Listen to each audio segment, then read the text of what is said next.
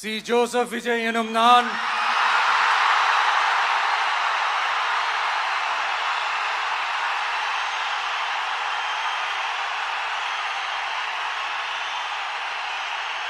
சட்டப்படி அமைக்கப்பெற்ற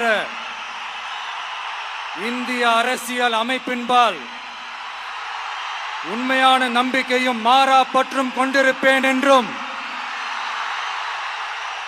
இந்திய நாட்டின் ஒப்பில்லாத முழு முதல் ஆட்சியையும் ஒருமையையும் நிலை நிறுத்துவேன் என்றும்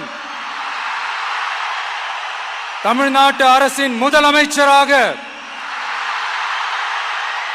உண்மையாகவும் உளச்சான்றின்படியும் என் கடமைகளை நிறைவேற்றுவேன் என்றும்